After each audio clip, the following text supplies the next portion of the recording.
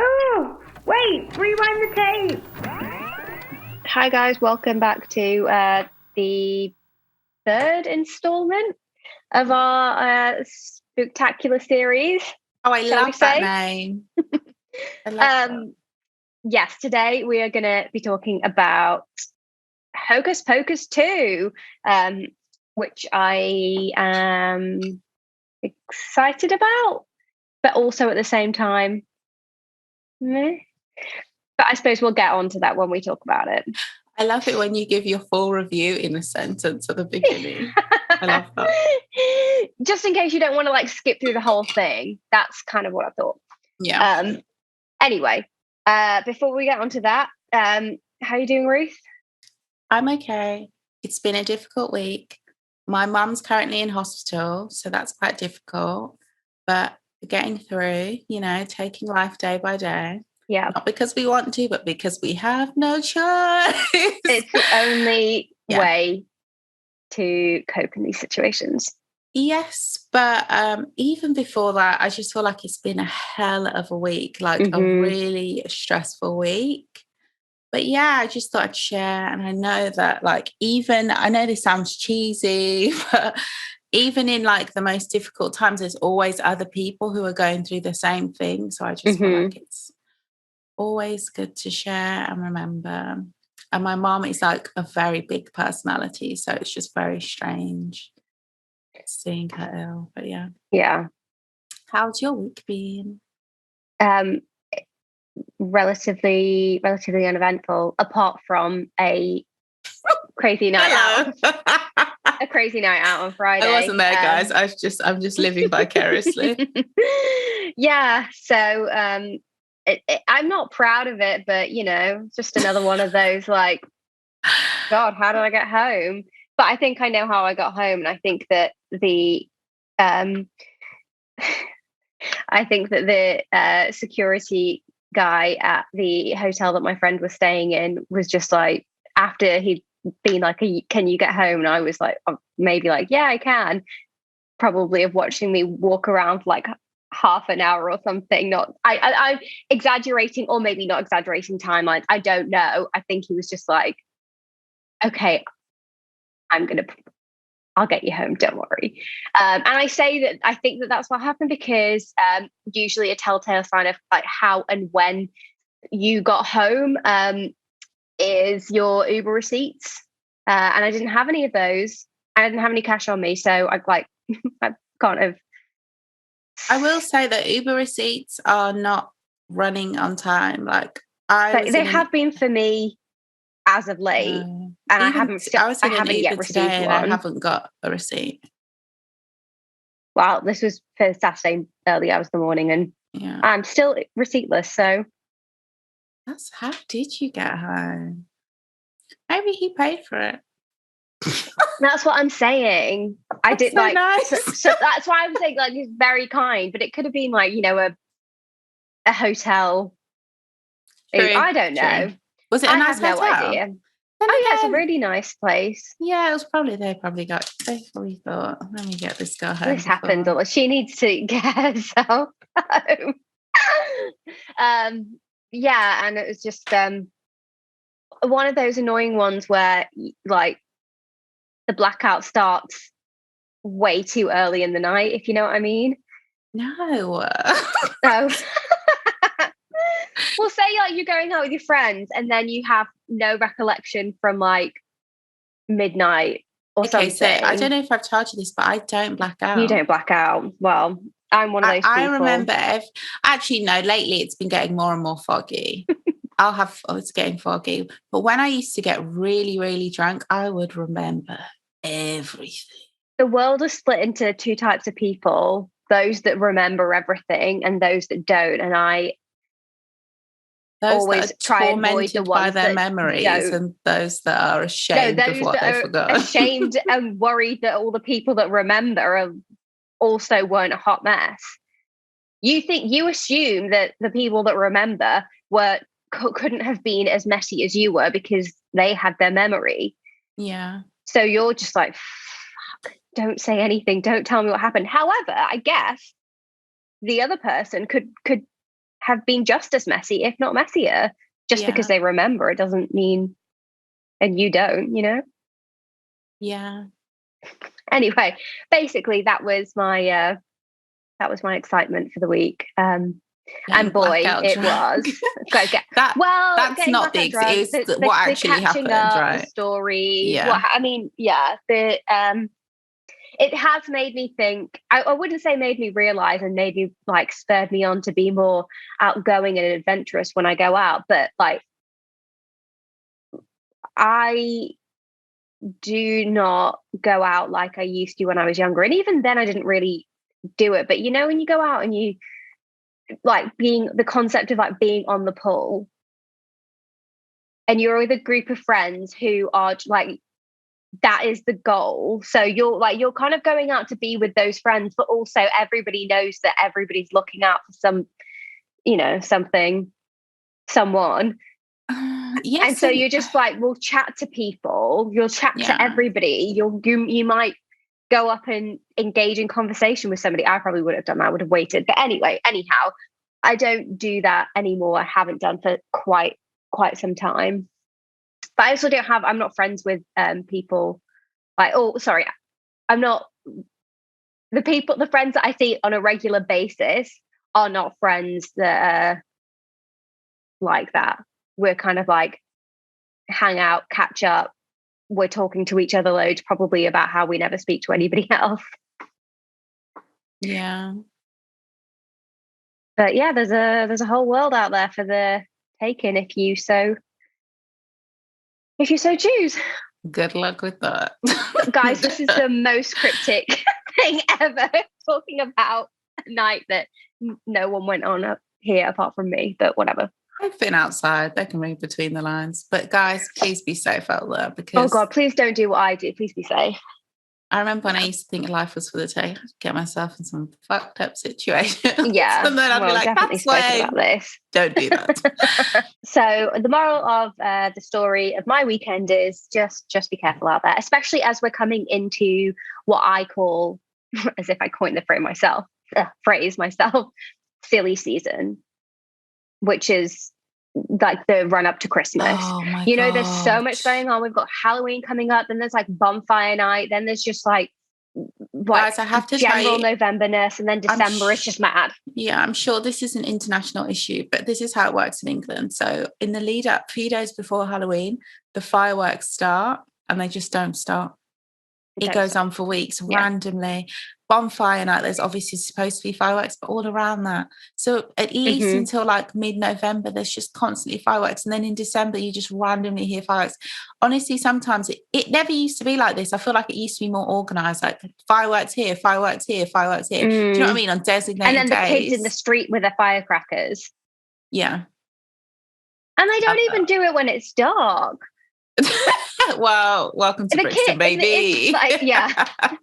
In Rockwell Park. Yeah. 3:30, school finishes. Let's fucking let off some firecrackers. Got to live. It's so funny because when we were young, it was such a big thing. I will always associate kids setting off fireworks with the 90s because like it was such a thing. Do you remember the adverts we had? You mean like when we were kids? Yeah. That is the only time. No, I know, but I feel like in terms of like adverts now, there's not as many guys. Or maybe I don't watch as much like terrestrial TV. Terrestrial TV, yeah. It was like posters. But and I remember I'm either in Croydon or like Tottenham or Islington. Posters, adverts, just constantly. And then all of those like seasonal like retail units that like they're just nothing all year, and then it gets to October. There's like fireworks warehouse. Some of the, and the fun I think that's when I realised the change, because in Birmingham there was this one that used to just pop up for a few days. And then it'd be open until New Year's, and that's when I was like, okay, so now we're just doing it. Yeah, and they'll have December will be Christmas trees as well. Oh, I love those places. Like whatever's in season, it just turns into that thing. Somebody's turned up with a trestle table, put a cloth on it, And underneath, and you know, Absolutely. all the stock is underneath the It trestle is. table, It behind, literally underneath is. the cloth. I wonder if I feel they've like updated going card machines now. garden centres for me might have been Yeah. a thing, going like getting your 100%. Roman candles, the Oh my. Catherine wheels. We love those.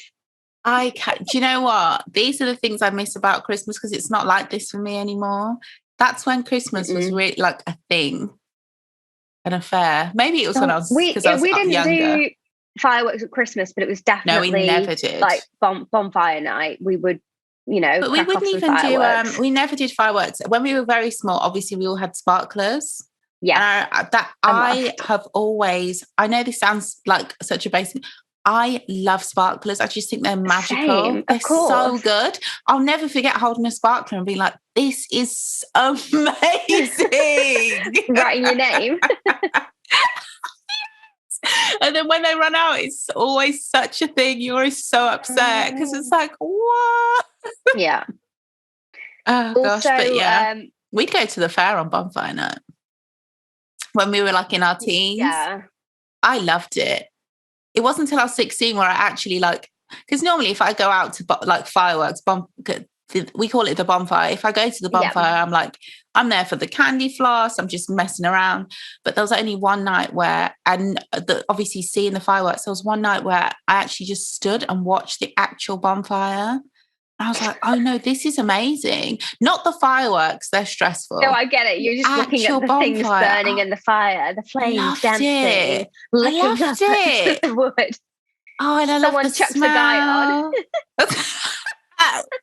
A guy for honey, I was going to say, we don't do that anymore. Oh gosh. Does everyone? No, we only have Guy Fawkes nights here. So to those that don't know, like bonfire night in the UK is on the 5th of November. Never remember the 5th of November. And it's remember. You better forget. Treason and plot. The 5th of November. Super catchy. It's basically the night that Guy Fawkes tried to blow up Parliament. And it's like the biggest piece of state propaganda, because they're like, oh my God, remember when somebody tried to ruin our pretend democracy? Because guys, remember, we have like a House of Lords where people get appointed and they're safe for life. And we also have a monarchy. Get born into it. I don't think you need to necessarily be appointed, right? Once upon a time. I forgot. Don't forget. Landed gentry. The battle, baby. Oh my God. Country is founded on. Yeah. But yeah, so it's supposed to be like, oh my God, remember when someone tried to blow up Parliament? And now obviously we all want, I'm not saying domestic terrorism, don't come for me. But obviously we'd all be better off without Parliament some days. So it's just like, especially right now, Jesus, they can't get a fucking hold of themselves. Absolute mess. But the fact that it's quite sick. So as children, we were taught like you make a pretend man out of like, it's supposed to be straw. What is it supposed to be? Hay? And you throw that thing on the bonfire. So you're burning Guy Fawkes alive. Right, but I think you're actually burning his memory, like keeping it alive. I see the rebellion in the flames and the smoke. There are definitely two schools of thought, but I can't really remember the other one. Yeah, there is one where it's Guy Fawkes' or it was actually a conspiracy and Guy Fawkes was set up by the government. But yeah, by the what opposition. In the YouTube is going on? Please be serious. Please be serious. That did not happen. Okay. It obviously wasn't just Guy Fawkes. It was a load of people who were like, let's blow this thing up. Yeah. It was domestic terrorism. It happens every day. They was trying to start a revolution. Mean that it couldn't be originated by the opposition of the Parliament at the time, no? Or yeah, for sure. That's how most. Although there wasn't really a party system then. I mean, I think it was all just Tory.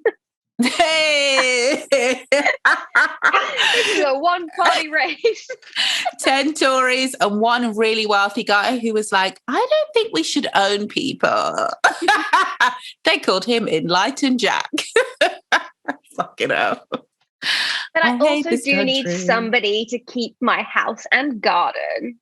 I know, Enlightened Jack was like, it's like when you're watching Bridgerton and the rich kids are like, guys, we vibe. Like the Jaden Smiths of their time. Like, you know, once in a while you meet a rich person, you're like, do you know what? I like you. I like you, okay? Sure. Gosh, don't know. Basically, we got onto talking about this, and we've definitely talked about bonfire night on this podcast. We will before. every year. So every single year. Suck a dick. Multiple points throughout the year, probably as well. The point is, we're getting silly season. Be careful. Drink responsibly. Also, that's actually a myth. Crime goes up in the summer. Oh, you're talking about the fact that we live in a... I'm talking about our silly season.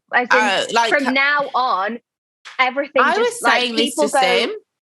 I was saying this to Sim. I was like, I am dreading Christmas.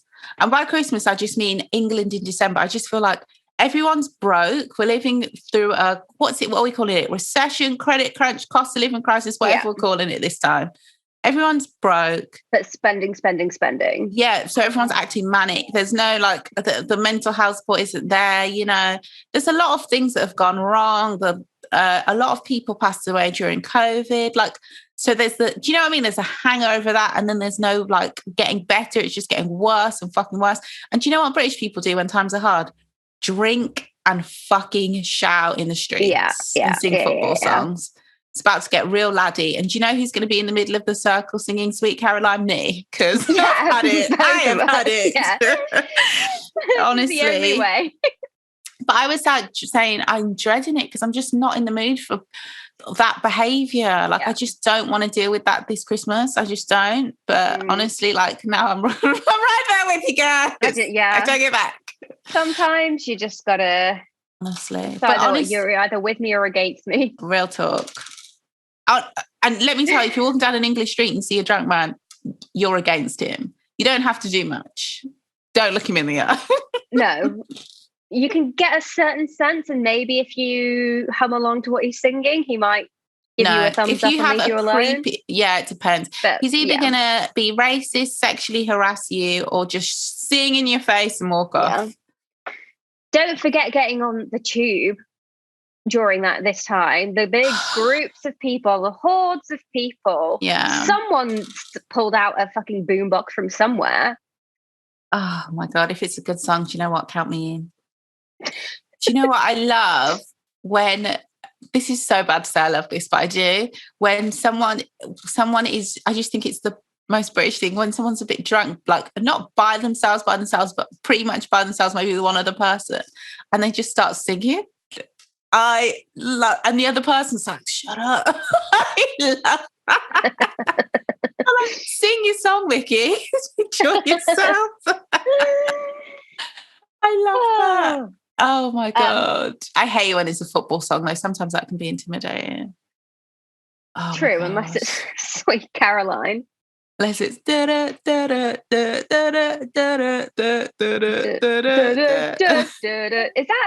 football song? Yeah, they do that. Room is on Fire. Is that what that song's called? That's what the album's called. But yeah, it is a football song. Any big song with guitars in it is a football song. Okay, right, you might think it's an indie dance floor hit. Let me tell you something. It's a football song. They reclaimed it. It was always there. Yeah. Okay. It's a football song. As the Strokes intended. Anything you can do that to is a football song. Random, but the Arctic Monkeys have a new album coming out. Classic. Oh, do they? I think the Killers have a new album coming out next year as well. Stop it. Somebody said... Not. Who was it who was like, I'm sure I sent you the tweet of the person who was like, we actually need research done into why Mr. Brightside has never left the UK charts. It's so true. No, I'll fund it. There are some songs. Oh, do you know what I was listening to today? Do you remember that? Of course you do. I can never say it. Metronomic. I can't say it. I thought if I say it quickly, it will come out. Giving me the look. That is a great song. Yeah, but I was listening to the same album. I was listening to The Bay. How do that go? This isn't London. This isn't Paris. Oh, yeah. It's not Hong Kong. Not Tokyo. If you want to go, I'll take you back someday. It feels so... I fucking love that song. I was listening to that song and I was like, do you know what? This is like one of 5 good ideas an English person has had in the last 20 years. This song is excellent. There was a real time, just though all those, I'm not saying that those films have a great music, but just no, there were. And it was like really hitting the nail on the head, middle of the road, everyone can get down to this. It's just so... Yeah, do you remember Simeon Mobile Disco? I remember the name. Because we are your friends. I love the lyrics to that song. It's the same with that Gossip song. Your best guess what? Oh, come on. Sing it there. I have been listening to, I'm not going to lie, I've been listening to all those songs lately when I'm walking. You need to listen to fucking Radio X. This is all I'm listening to when if I'm in the car. That's so funny. And it's just so good. It's so nostalgic, but it yeah. And I feel like, I don't know if you'd consider it, but I feel like that second wave, like that, can't say the word, metronomy. Did I say it? Yeah. Why can't I say that? That's like my millennium. Like, you know how some people can't say millennium? I've never struggled with that, but metronomy, some people can't, it's so hard. Supposedly. Oh, you think that was a lie? You think they were doing it for attention? What? No, some people can't say supposedly. I thought you were like, it's like the millennium bug, like they're just making it up. They're just trying to be cool. What do they say? Millennium? Oh, supposedly. That's when Foles? Yes, Foles, absolutely. Had a bit of a run. Yeah, they did.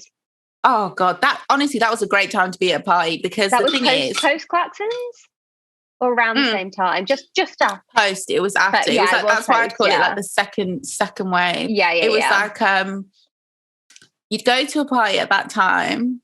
There was like alternative hip hop. There was every genre of electronic music was good. Yeah.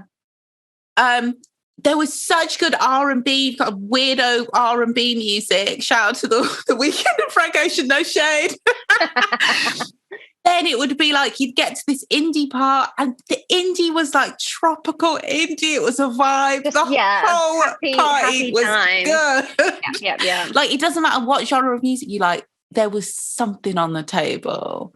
Fuck me, that was a good time. And you liked what else was on the table, even if it's something you hadn't tried before. Exactly. It didn't have to be your usual genre. You were like, yeah. And then all the alcohol and drugs probably added to that. Obviously. But it was a time where, someone you would never expect would turn to you and be like, what song is this? And you're like, you don't know. We are going to be friends now. Let me tell you. Forget the horror. What a time. Oh, guys. Fun I bet the kids are doing the same thing now. It's just we're not invited. And we just don't know their songs. No, we don't. The only things I've heard from them is King Cruel. My brother was like, that was a thing for the youngsters. I'm not saying was a thing. He still makes music and he's actually quite popular. Yeah. Guys, I'm old.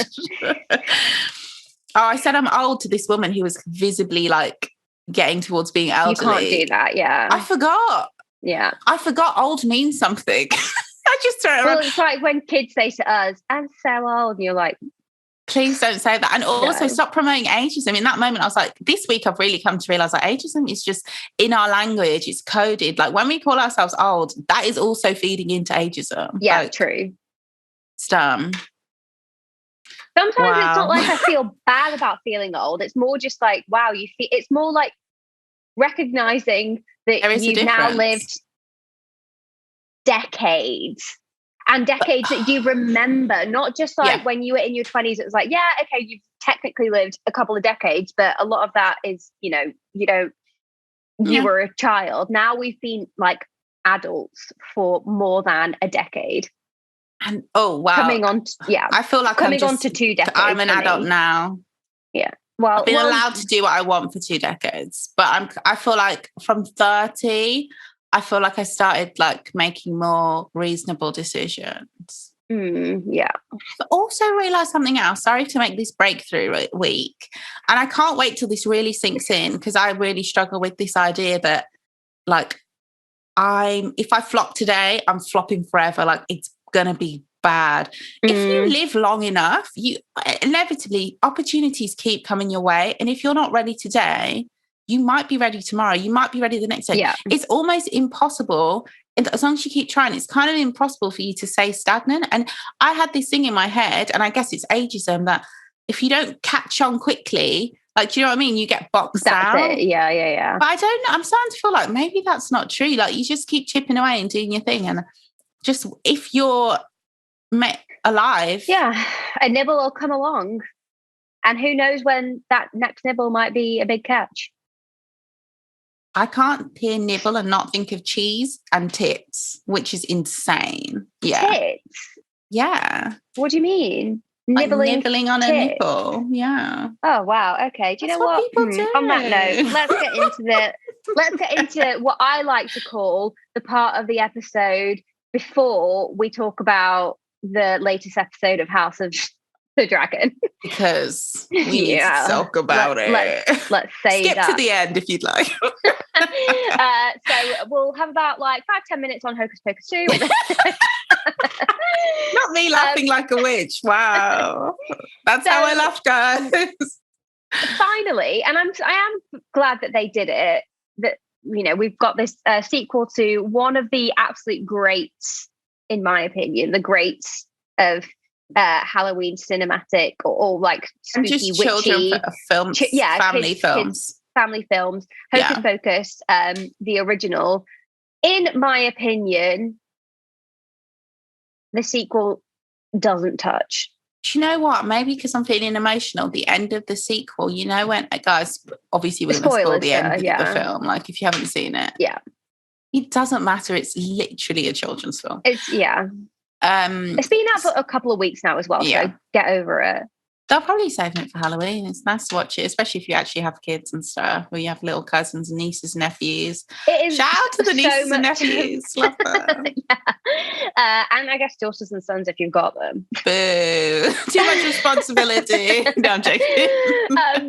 It's a lot softer.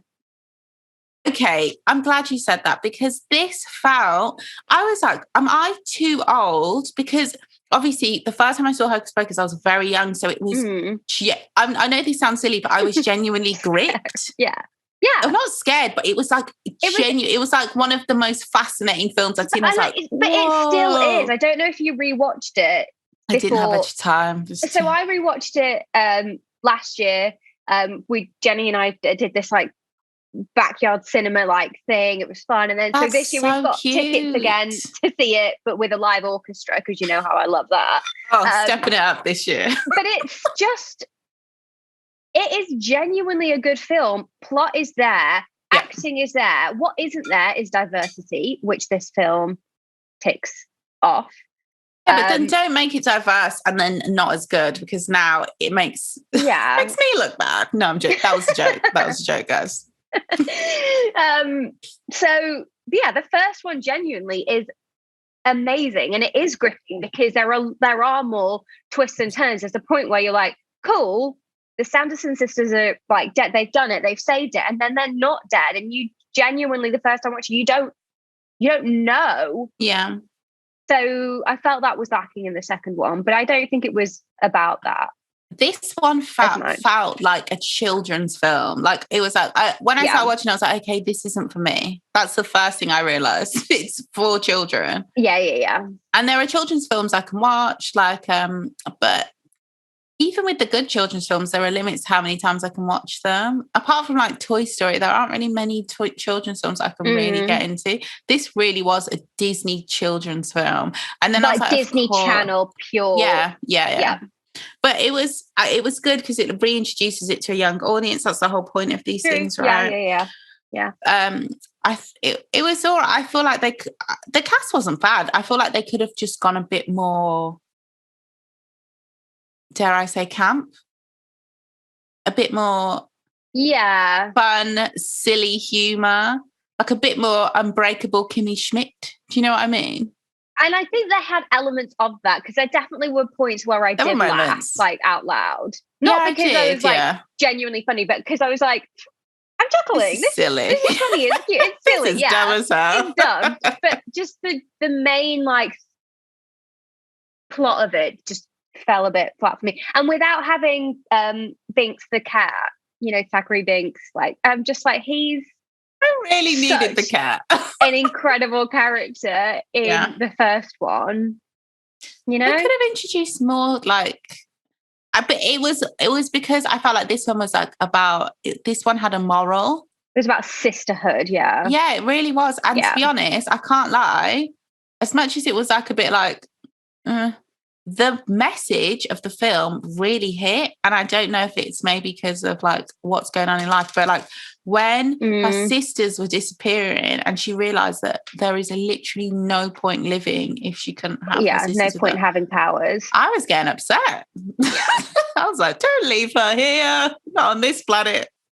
But it was also just very convenient how the main young protagonist, I can't remember which got her powers that night. Yeah. They could have made that more of a fun thing. Exactly.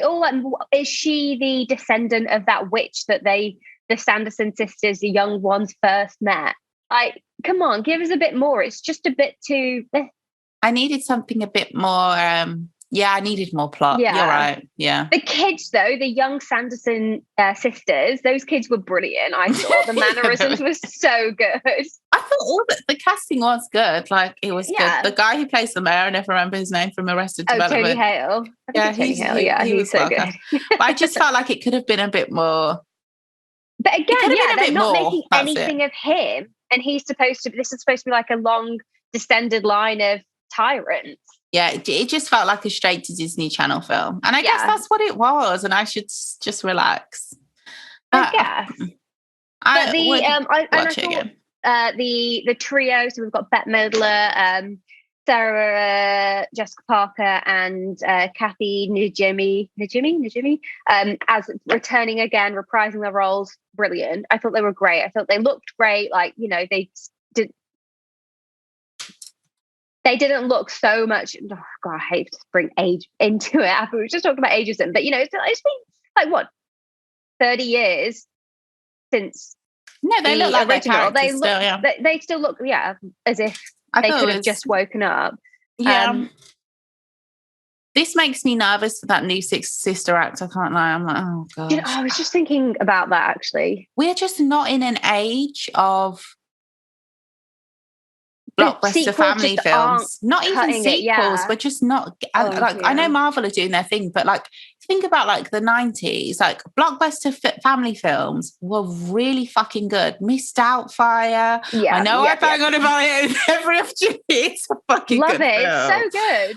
Yeah, like The Mask was even good. Like there were so many of those kind of films. And then in the 2000s, I guess we had like Enchanted. You had films that were going to fill seats, bums on seats in cinemas. Or if you're watching it at home, it was like an event. But it could also be my age. It really could. No, I feel like they're not making them. They just don't have... And it's like, if you don't have the capacity for it, try and, I don't know, make it more sketch-like. I don't know, make it more like Unbreakable Kimmy Schmidt. Yeah, should have got Tina Fey. Parody it, yeah. Yeah. Needed a new villain. Do you know what I mean? It needed something. You needed a little bit of a bit of a kick. But it just felt very much like, when you sample a song and then people go back and listen to the original, it just felt like that. It felt like it was just like a revamp for a new down version, generation. It just felt like here's something for the kids at Halloween. This is sweet. Yeah. It didn't feel like a big thing. I wasn't watching it like avidly. Yeah. Because nothing was really happening. No. And the three of the friends as well, even their relationship, like the fact that there wasn't enough development. Like, but what's going on here? Like, why did you felt left out? I don't like how so would I know that? No, I get that. Yeah. But when you can't explain it so late after the fact, like we didn't play it out enough, so now we'll just have to have the characters spell it out to each other because Yeah. And then when they're talking about like the boy and they're like, you're a dick. And it's like, oh, I didn't even realize. But then I think that was a lot of people. Funny. Probably don't And realise then that they're maybe being... like, oh, I know when I'm being a dick. Let me tell you. I did think it was a funny, a good twist and quick thinking of the two young girls doing their manifestation in the forest. I mean, firstly, that's spooky anyway, but fine. You will not catch me there. No. I wish I like had the little guts for it, though. manifestation spell, though. I was going to Google it so that I could repeat it, but I didn't. So whatever. But they bring the Sanderson sisters back because Gilbert. So there's this kid who apparently saw the Sanderson sisters 29 years ago, back in '93, and was like obsessed with them. So he then tricks the girls into buying or taking the black flame candle. They light it because they're virgins, and I'm always like this the obsession about virginity. Again, I was thinking, but I should have made that more fun. Defining virginity? Is it still like regular P and V? Because it's just like, come on, guys, this can be exclusionary. Anyway, so they bring back the Sanderson sisters, and then they something trick them. Which I probably shouldn't, because this is not that kind of show. What, a feminist podcast? No, just because I don't have the range to make a point like this, but I'm going to try. Okay. And I really don't mean to trigger anyone. I just feel like the way we treat children and the way we leave them vulnerable and how many children are abused, it's kind of fucking sick that we then turn around and measure value by virginity. Do you know what I mean? Yes. Fuck me. Yeah. What a weird world. Anyway, sorry, next case. Yeah, I point well made. Hard to move on from that, but I will. Yeah. So they trick the Sanderson sisters because they're like, we're gonna brew the potion, we're gonna eat you, we're gonna kill you because you're teenagers, and they're like, we're not teenagers, we're actually 40, but we now bottle the potion. You don't have to kill people, whatever. And I thought that was a good twist, like kind of. Because how many times have we ourselves been misaged? Just the other day in Tesco. But my age has gone up. So the guy who saw my ID was like, oh, I thought you were maximum 25, 27. So I was like, oh, finally, I'm starting to look old. Getting there. And I guess this is also a critique on the modern like skincare and wellness industry, the beauty industry, where we've got all of everything just bottled, eternal youth. If you guys, last week we watched Death Becomes Her, which also is about bottling eternal youth. So shout out to that episode and that film. But yeah, it was quick thinking. But that kind of line of like clever narrative just again, didn't really follow through. So in conclusion, it's a nice film if you're looking for something easy to watch. Maybe if you're a bit hungover. Oh, for sure. We love a good hungover movie. Or if you've got kids, I guess, watch it because it's not too scary, really, or spooky. And there are some laughs in it for the adults. But if you're expecting it to be like the original instant classic, it's not. You won't be disappointed, but just manage your expectations, please God. And maybe you already were. It is for kids, yeah. So it's really, really for children in a way that I don't think the first one felt like. But again, I was a child when I first saw the first one. So, and maybe now rewatching it now, I remember that feeling of watching it when I was a kid. So I can't come to it with an actual objective opinion. And when you're young and you like a film, they can make 12 and you'll watch them all and they'll all be good. Yeah. That's just how it goes because it's just, you like it. So nothing too deep. I tell you what's not for kids. Let's go. House of the Dragon. Yeah. I love talking about this show, motherfucker. Guys, once again, Wait, Rewind the Tape is about to ruin House of the Dragon episode 9. If you are not caught up, please skip ahead. We will also be doing, as I decided today, let me not overpromise. Let's see if we do it. I was thinking of doing an edit where we just get clips from all the episodes where we talk about it and just put them together as like a bonus episode for the nerds. It would be funny to see how our opinion changes rather than what we just talking about the whole show. Yeah. Like in one episode, just to see the cut by cut. Yeah, well, that's a good ambition, and let's see. Yeah, let's see. Let's see how life goes. If we can. What was I gonna say? Also, if maybe you're one of those people that's waiting for them all to come out so you can binge watch them. In one go. But like, why? I think that's where I've gone wrong with Lord of the Rings. Power of Rings. Ring of Power. With these shows, it's not always, but it is like sometimes with a big show, you need to digest it, talk about it, obsess over it, have another one. Do you know what I mean? Like have that time. You've sort of binged it halfway through. Actually, no, it's ended now. Binging, especially when you've got a lot like going on, binging isn't good. Like TV is supposed to be escapism, like giving you like little breaks. Do you know what I mean? It's not like binging isn't always good. It's just like it feels overwhelming. Anywho, back to these motherfucking dragons. Rawr. I was glad to have an appearance of a dragon in this one. An actual dragon, not just the the dragons are actually, I hate to say it, I know I chastised you before. The dragons are really making the show. Thank you. They are incredible. Yeah, they're really making the show. Incredible. It's like I'm not going to do too much.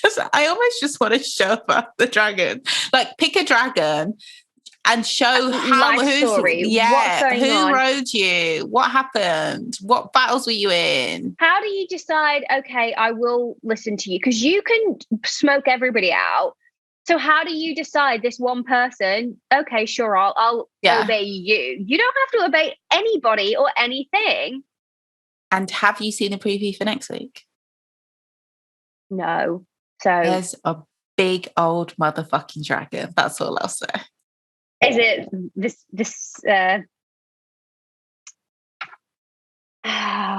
Stop giving your dragons human names. It's confusing. I can barely say your names.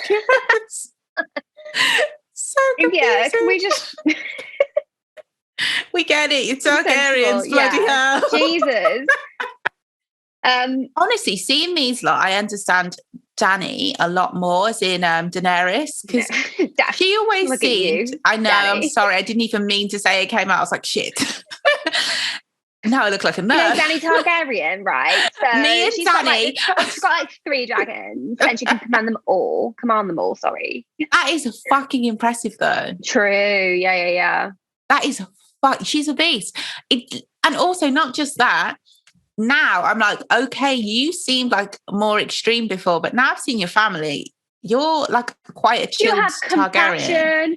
You care about people. You're like morally, your heart is in the right place. You want to do right by. Yeah, these people are old school monarchs. They don't give a fuck. They're all about the line. Yeah. You also don't want to. It's not just the people in Westeros that you care about. You actually care about people along the way that are experiencing injustice.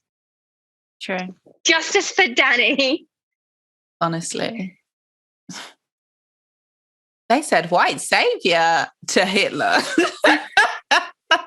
Okay. Okay. To be fair, we're seeing in the news now, that's sometimes how it goes. Not necessarily white savior, but like savior complex to fascist real quick. Okay. Oh, God. Okay, what are we talking about? Episode 9, the king is dead. Viserys dead. Great he song. died last episode. And now we know for sure he's dead. And everybody's scrambling to try and figure out to not let everybody know so that they can get fucking Aegon on the throne because allegedly, not allegedly, obviously we believe Alistair because we were there. The king did say this prophecy, but I don't fucking believe that he means this guy, Aegon. Yeah, and as was pointed out to her, one of Rhaenyra's sons called Aegon. Yes, but that's not even what he said when I heard it again. He said something like Aegon's dream, didn't he? Yeah.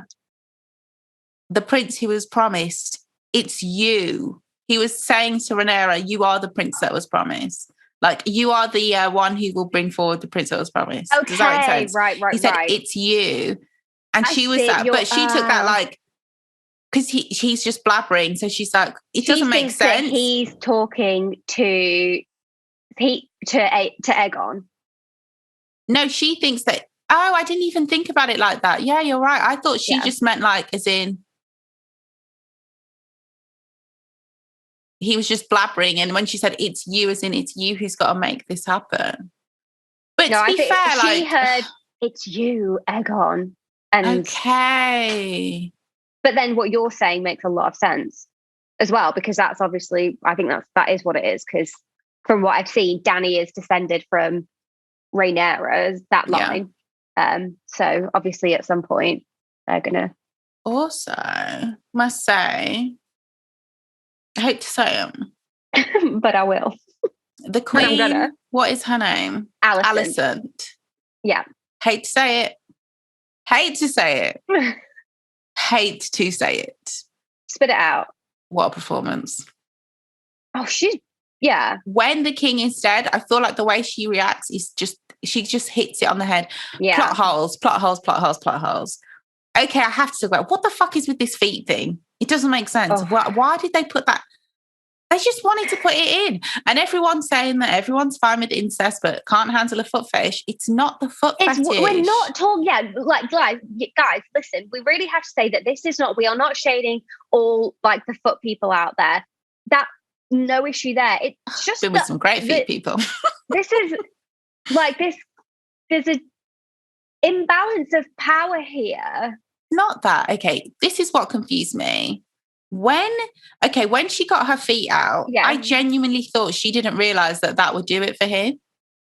Why else would she, like, did you see? She's obviously, her shoes are uncomfortable. Her dad, not me confusing her father and her dad, because her weirdo husband was so old, I was confusing him. He wasn't as old as he looked, but still, like, he did marry a child, so there's that. Yeah. I mean, yeah. When she got her feet out, I just thought it was like innocent. I thought she knew stressed. Exactly. There's nothing about her that is innocent. She has no innocence. It's been taken away from her. She knows how this fucking game works. But it just felt very odd that she'd need to, like, why would she need to do that? I just feel like they just wanted to write it in. I think, they wanted to write it in and wanted to have him, because they also were very deliberate with when he was walking in. They had a shot that panned to his feet specifically. Yeah. So you knew that there was going to be something then. So that's why it kind of made, just the way that she then she turned away when he's. See, I thought she didn't. Guys, this is how naive I am. Because to be honest, like, it does happen where, like, I just thought she took her shoes off. She didn't realise that he was into feet. And then she's stressed out, so she's turned around and he's just started wanking because he fancies her, but she doesn't know.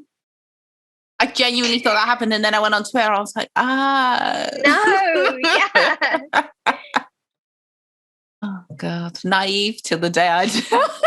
I have no idea what's going on. I really do not like Larys. He's awful. Oh, God. They're really troping it up. They're like, not only... Oh, true. It's the man with a disability inherently evil, but he's also a creep. He has a perversion. Like, it's just like, I don't like the way that. I don't like that. It just felt. It feels very vintage Game of Thrones, though. For me, it was like. That's just how they write things. I'm not saying it's right. I'm just like, this is just classic. I feel like I feel like this series, they've really made an effort to keep weaving in an extra layer of darkness.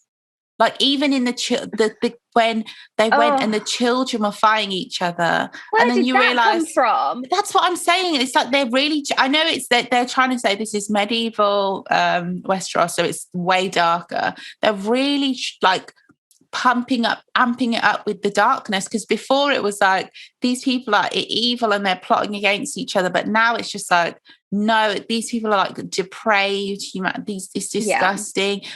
But for me, it's realizing that child is Aegon's child. So he's letting his child fight in a children's fight club.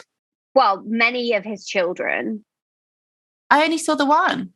Yeah, but then they said he's one of many. Oh, I thought they meant he's one of many of his kids that he'd fathered out there, like all good kings do. I didn't realise they meant that his kids are in the pit. I assumed that it was basically he's fathered many children, and they all, because they were all probably born of like flea bottom residents, end up fighting in the pits.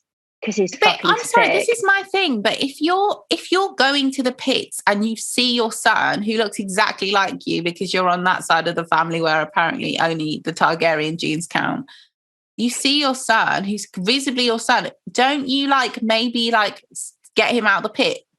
No, because he's put them there.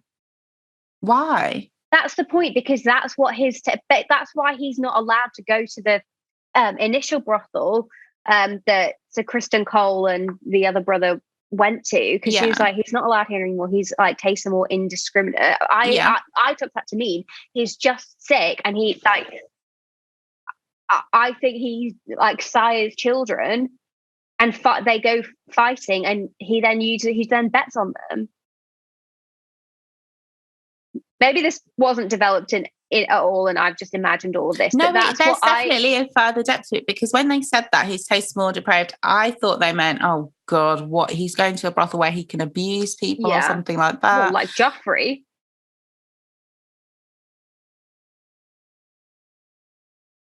Why do we watch the show? The dragons. And also, I've got to say, I just don't think that the scene where Aegon and his brother are talking was like decent. It was good.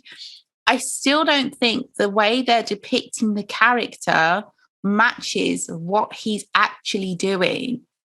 Who, the king, the new king, Aegon? Yeah, it's.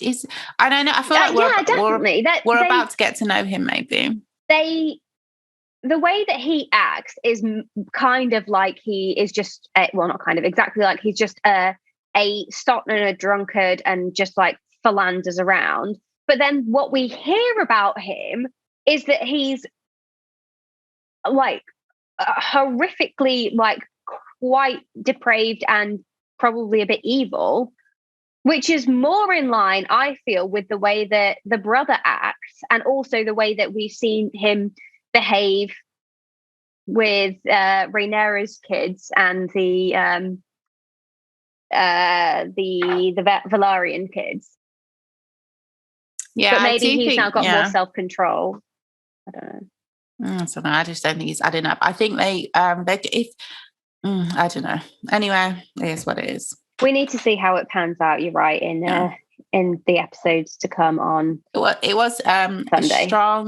The actual way they did it when all the people were in the at the coronation. Yeah, in the set. Visually, that's like incredible. A stunning scene. Just because it's very rare. So worried that Rhaenyra wouldn't escape when she was in the, when she, but when she goes Game down, of Thrones, she'd be gone.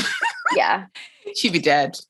But she had to go and get her dragon, and seeing her riding her dragon, I thought that was badass, and showing mercy. But what I want to know is she showing mercy or is she showing allegiance? Because it's kind of like, but you can't fucking show mercy because they have dragons. Like, I really thought she was going to do it. Oh my God, I thought she was going to smoke them all. I was just waiting for that. Yeah. But it didn't come, and I thought that was a bit weak. But then I guess then it would be too like okay, Queen Rhaenyra is on the throne now. There are plenty of other plot lines. Game of Thrones wouldn't have hesitated. This is a real slow burner. It's just sometimes I get that you want it to keep the story going, but it just, I don't know. It didn't feel like she was picking a side. Why? Because you've got everybody there lined up. You could get rid of them all, and nobody would probably really have anything to say about it. But it's I guess because people would want to pledge allegiance to Rhaenyra because they already did, and they don't want to be an oath breaker. They're just afraid they're going to get killed. And now you've just got a problem where you've got enemies, and they do have dragons. If they didn't have dragons, that would be one thing. But one of them has the biggest fucking dragon that there is. But it's also because the Queen has spoken to her in a way that she doesn't think that the Queen is like really like, the Queen is still considering them all to be family. She's not like murder, like, do you know what I mean? She's not like, yeah, exactly. Yeah. She's still has not even mercy, because she's her view is not of a mind of, this is not a situation where I need to be showing Rhaenyra mercy. I'm just saying, hey, FYI, this is what your dad wanted, I think. So here are some nice terms. Agree to them or not. And if you don't, then I will kill you or show you mercy. Does that make sense? She's still thinking of this as a political and familial dispute. Yeah. Not one that has to lead to a bloody war. It is civil war, ma'am. Do we think that Lord Corlys is going to come back? Or is he definitely dead, do we think? The Lord of Driftmark. You know, because he's been away for like 6 years, but nobody's seen a body. He can't be dead. No, yeah. Probably won't come back in the next episode, but no, he'll come back next they'll bring season. him. Yeah. Anyway. So yeah, that's it, guys. Our hot take. I was wrong there. I was wrong about the beast beneath the boards killing Jess. They're incredible. I thought, you know, the Targaryen princess or queen now who can see the future. Right, yes. Yeah. When she said the beast beneath the boards. By the way, that was another bad, I'm sorry, that was bad writing. When she was like, but there's a beast beneath the boards, as if like, so this time she said it in a different way, like she was annoyed with her mom. It would have made, if they died, that would have made more sense. Okay, yes. Because they didn't, it's like, well, what difference does it make if there's a fucking beast beneath the boards? Yeah, there was always dragons in the fucking dragon pit. I also thought she meant that Jace was going to die because of the big dragon, but I was wrong. Oh, I love being surprised. Oh, surprise me. Yeah, but it's also a surprise. I'm a liar. I hate surprises. I like logical plot development. It's a wah surprise. Yeah, but I can't lie, I'm pumped for next week. I'm definitely still enjoying it. I don't have to say something else. I think if you're genuinely, there are people who are watching this. Sorry, I've got lipstick on my tooth. Oh, no, I don't. There are people who are watching this who genuinely are supporting the Green family. I honestly feel like if you're rooting for that family, it's not, this isn't football where you pick a side. It's like if you watched Harry Potter and rooted for Voldemort, like, please seek help, please. Very weird behaviour. It just annoys me. But is that more specifically because we don't like being anti Otto Hightower as opposed to all of them? Because nothing good comes from that family. Like they're more messed up. It's like, why are you rooting for that? Like, yeah, they're definitely playing the Game of Thrones more. They're not even just that, they're like literally sick. They're all kind of fucked up people. Like in a way, I know Damon I think they're all fucked up though. They're way more fucked up. Rhaenyra is less fucked up of a queen than he is. He is a very fucked up person. But we haven't really seen anything that Rhaenyra has been doing. I mean, I don't disagree. Right. All she does is have sex with her fucking uncle. No, the knights. Big whoop. Who wouldn't? Hot. Sexy. Yeah, no, fine. In that, but what I'm saying is that we don't know how I agree that the Hightowers are trash, but although I do feel like they're giving Alison me is in a alt-right. difficult position and they're has giving me been. major religious incel vibes. They're just not, it's not progressive to support them. This is why we have the Conservative government in part. Like people, sorry, almost triggered a rant. Had to quell that. So something happened this week in the news that made me, it just upsets me like when something really obviously right-wing happens and people can't see that. Like, are you all fucking morons? Because there is no way I'm the smartest person here. Please get it together. Please, I'm begging you. Will never happen. No, I hope it will. Yeah, I agree. Hightower's terrible, but I think Alison is not. She's a freak of nature. Sorry, I just think she's an insane person. That speech about her wanting a window in her tower is so true. It's like nothing good is happening to you. This is everything you see around you is terrible. Why are you fighting for this? Rhaenyra's. Which also didn't make any fucking sense, because why would she want her to be queen? What is she saying that she's a hater, man. Rhaenyra's is a fucking hater. Said it. She's been hating on her niece for years. Sorry, guys. Well, that's also because of the, situation with her son. Yeah, that makes more sense. What about when she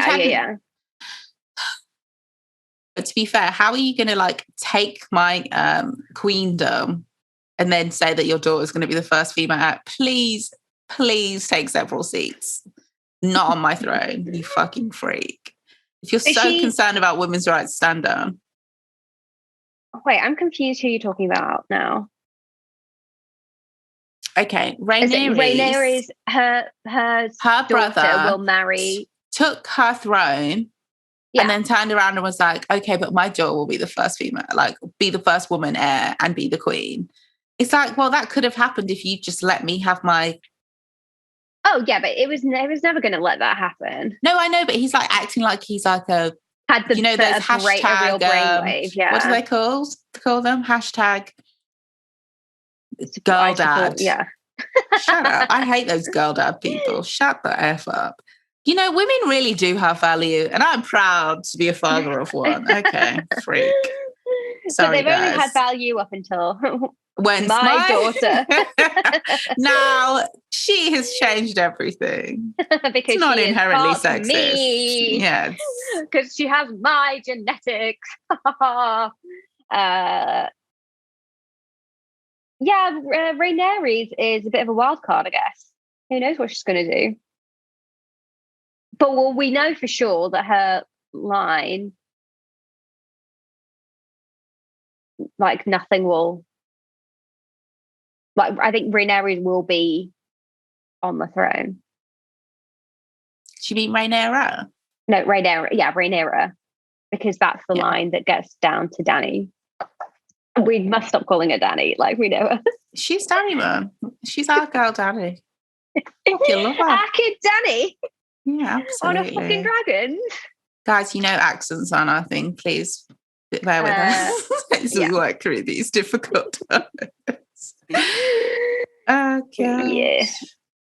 I do want to say something before we end. It's not okay. If yours is House of Dragon related, please go. No. It was going to be. I don't really have anything else to say on House of Dragon. I just want to say something real quick, and I'm going to obviously say on my Instagram stories because I don't know why I'm holding back on this one. So this week, Jamaica is in the Jamaican government. You know, you don't conflate countries, people with their horrible governments have decided to, I don't even know much about it, I'm very much at a headline level, ban music that glorifies drugs and guns, weapons, violence. Sure. No violence in music. Okay. So this is my problem with this. Take a deep breath because I don't want to get too deep. And buckle up. People that I've seen that I know are I would regard as intelligent adults.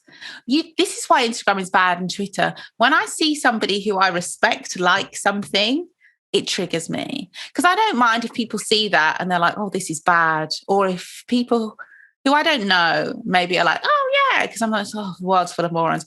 When I know the person, that's when I get worried, because I'm like, this happens all the time where people talk about, okay, I have to say, in music, people think that music about sex, sexually explicit music, music about violence, and music about drugs are like somehow depraved, wrong, dragging society back. But they don't realize that no matter how you spin it, think about what you're saying. It is literally, it's just right-wing rhetoric. You've just found a way to make it fit your personality and brand.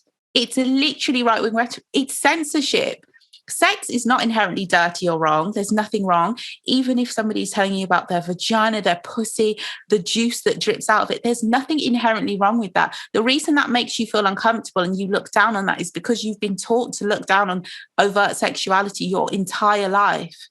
That's why you think that. When you say things like, women aren't really talking about things of substance anymore, that's sexism, that's misogyny, that's sex phobia. That's what that is. You're not deep or intellectual or some higher level or learning plane, because the music that you're listening to is full of predominantly men and people who are saying absolutely nothing. Most of the things they're saying on these songs that are supposedly like progressive are incorrect. They're just good rappers. They're things that actually saying don't make sense. There's a lot of capitalism in there.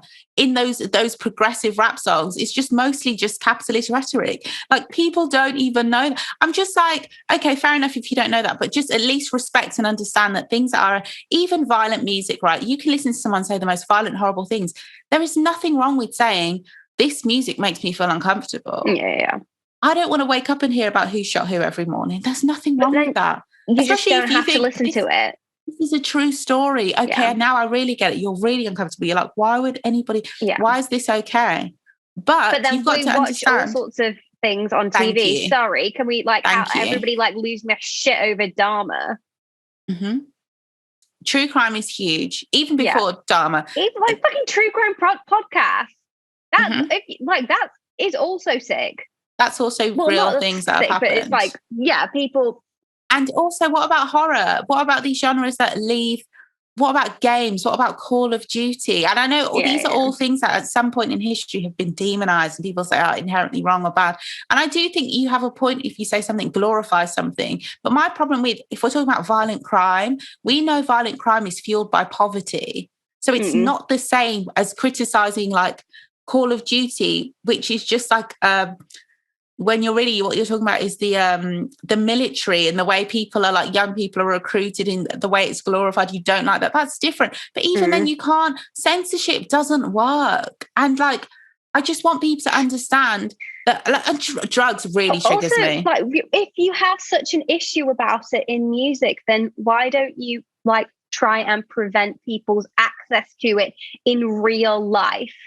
My problem isn't with Jeff down the road talking about what he did to another kid. I'm not listening to that because it makes me upset.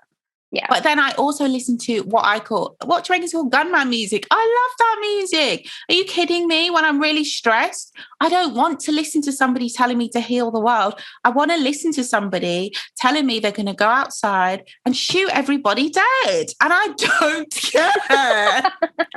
Let me enjoy myself, because not all of those stories are true. And it also kind of, then you create this new level of prejudice where it's like, okay, if you're from a demographic like this, you can't create art in case it's real. Like, what? Yeah. Oh, guys, it's rhetoric. It's right-wing rhetoric. The governments that put in policies like that. When you say people liking things, what is it? Okay, so I'll see like posts on blogs, sharing news stories. Like sharing it or critiquing it. Like no, it's just like Jamaica has banned XYZ and everyone likes it. And I'm just like, are you guys? Why? Yeah, they think that's a good thing. Liking it. They're not. Yeah, I suppose if it's just a news outlet as opposed to, it's not a news outlet. It's these fucking gossip blogs, and this is no shade to the gossip blogs, but it's just like, guys, you can't get your news from there because that's not That's not a critique. That's not giving you the whole, like, even the wording is showing you like it's a celebratory sensationalist. It isn't. Like, that's not good. The same Jamaican government, who the courts there, right? They had a case, I think it was 2 years ago, where a kid went to school with their hair like, sorry, I'm trying to stop saying dreaded. In locks. Their hair in locks, right? That kid was made to cut their hair. Their hair was shaved because they can't come to school. They're in a predominantly black country. People are saying that's ridiculous. That's inherently anti-black. That's inherently racist. We should be able to wear our hair like this to go to this school. It went all the way to the highest court in the land, and they said that's fine. No. That policy is fine. Yeah. They have anti-black colonial policies. Every government does. I'm Nigerian. We have a right-leaning government. It's not even right-leaning, it's right-wing. Same in India. Like these things aren't very good. Right-wing, very anti thank you. Islamophobic. It's disgusting. It's not good. You should never celebrate these things. Like I don't know why people think that. And it goes back to this thing about drill music here in the UK. A lot of people saying, I hate drill music. It glorifies violence. But there's a difference. It's between a cause and an effect, right? The violence is what causes the music to be violent. It's not the other way around. Listening to drill music I promise you, is not going to make you go outside and kill somebody. That is the dumbest shit ever. You know it's not the case. You can't. Or if somebody does therefore listen to something, then they go and do something. You cannot say that the cause is just the music. There are so many other things. Like, exactly. Why is honestly, that person? If nothing else, please just be mature, grow up. We're all adults now, right? We all have to share this planet together. And if we want to have an easier time, I personally am begging you to just please just think outside of yourself. Think about nuance. Like, just be a bit more mature. Stop thinking about, you're not a child. You're not in fucking playground. You're not talking to your mates in the playground. The things you say have legal ramifications. Just grow up.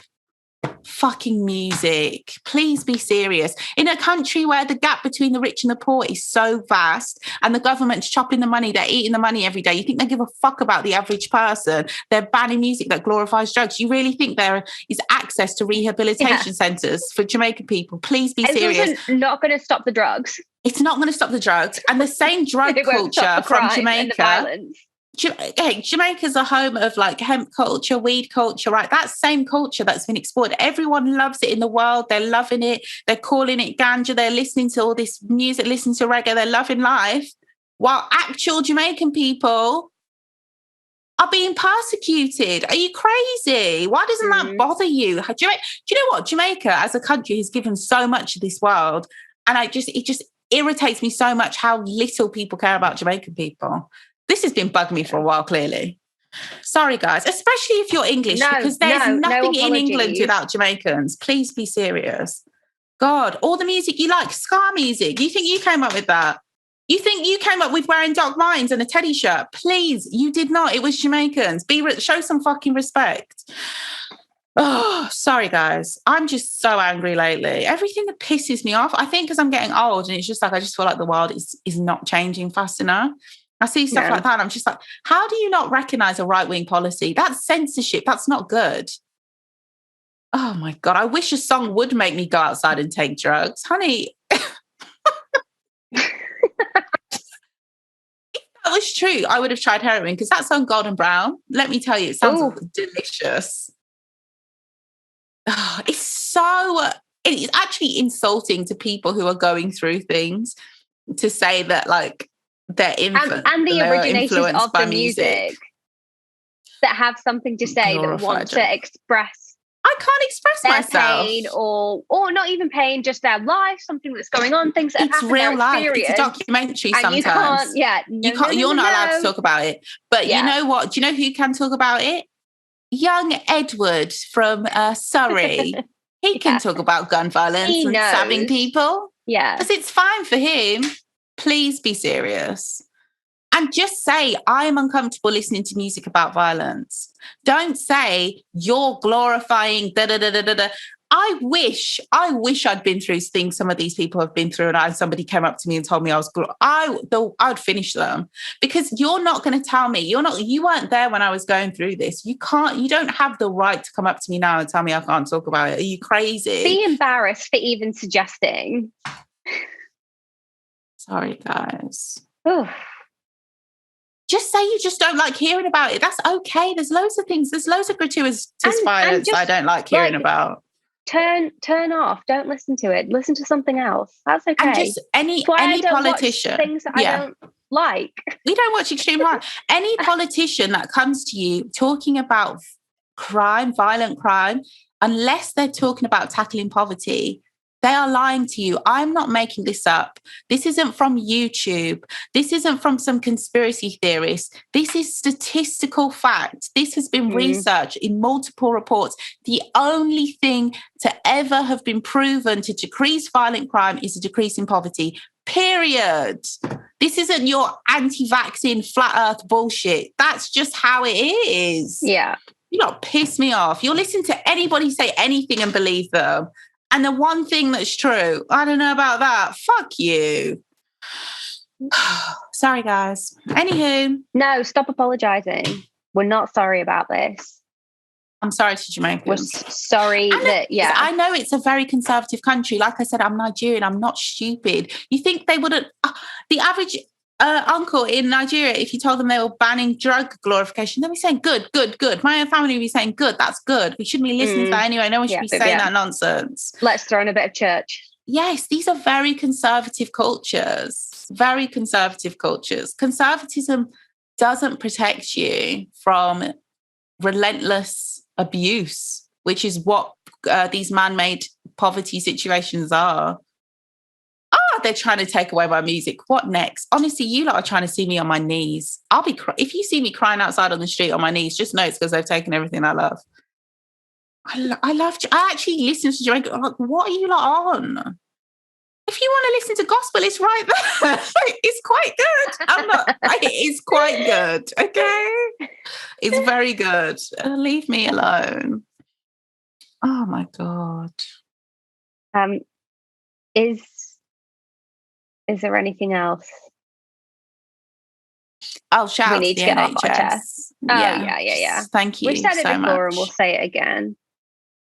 But not shout out to the Tories who are trying to strip it away and take everything. We need the NHS because when the NHS is bad and it's not working for you, I promise you, it's not because of the people that are working in the NHS. It's not because of the doctors, the nurses, the healthcare workers, the admin staff. It is not their fault. It's the fucking government. Except for the medical racism, because that's kind of their fault. That's another conversation. Yeah.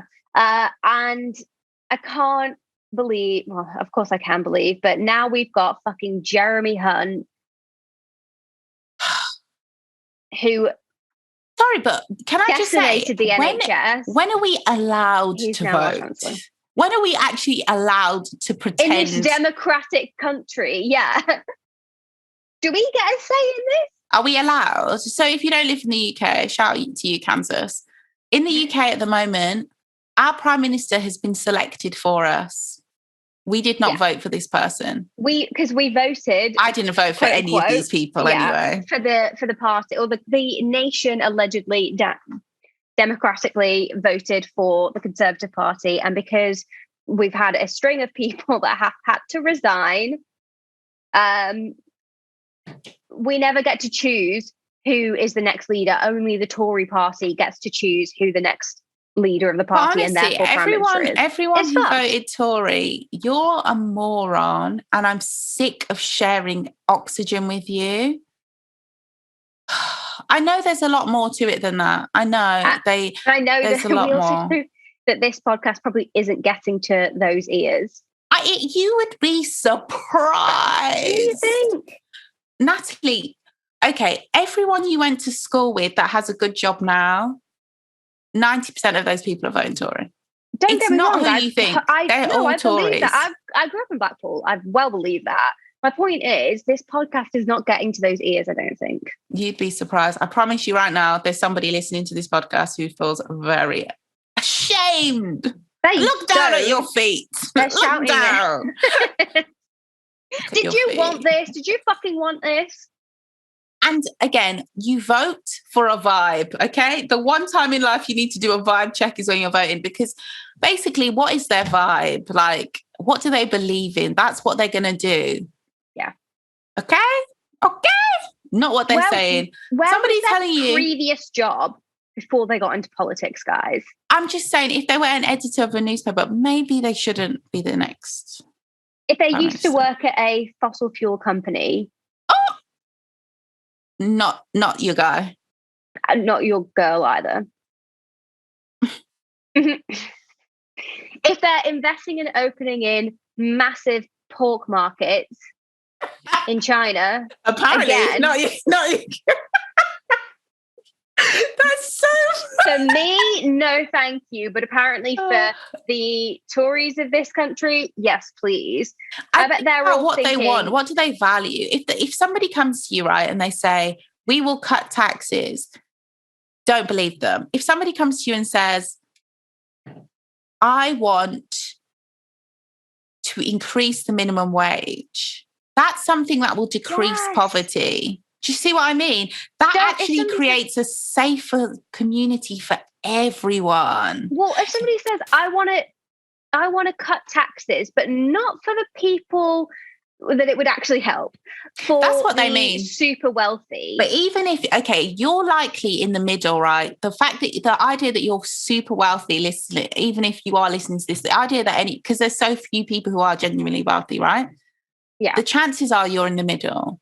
You're not who they're talking about. I'm sorry. No, the tax cut will not help you. It's not going to touch the size. Help you. Even if it does, everyone you know who also is maybe in the middle doesn't earn as much as you do, the instability it will create in their life, I promise you, it's your door they're going to be knocking on when they haven't got money. It's yours. So please remember who you are and where you come from. Yeah. If you have a mortgage, good luck paying it when you have to remortgage. I'm if you sorry don't have to a everybody mortgage, who's listening to this, who agrees with us, who actually has to suffer this. They're like, do you know what? We fucking know. We came here for a good time. I thought we were all in this together, you fucking honey, it's Halloween. It's spooky out here. Okay. Yeah. But yeah, thanks to everyone. Thank you to I don't care what you do. If you're just trying and you're doing something that is like benefiting us all, like what you know, your thankless job, shout out to you, Mum. We appreciate and it doesn't have to you. be benefiting in like a massive, like groundbreaking way. Just like if you're just doing your bit, if you're just getting out of bed, delivering and the packages, through, shout out to you. Is major. These are the things I'm talking about. The things that really matter to me. If you're involved in any sort of public transport, I don't know, even if you're the person who I email, who runs the help desk, who fixes the bugs on the software I use, I am grateful to you. These are the thankless jobs. Thankless jobs. I can't speak. But we say thank you. Thank you. And thank you and good night. Exactly. Until next week. I'm going to go off the rails, by the way, this spooky season. If you see me playing with a Tory, I'm joking. But it's hard not to, right? Like you said, they're hiding everywhere, in plain clothes or not. They're like vampires. No, which is why I've decided this Christmas I'm snatching one of you guys' husbands and I'm doing it for fun. I'm going to spend all his money and I'm sending him back to you. And it's probably your family's money that we're spending. I should have thought about that. Should have got a better prenup. You really thought it was going to last, huh? Oh, dear. And don't act like you're not going to take him back, because you will. Okay. Because guess what, sweetie? You did every other time. Oh. Ow.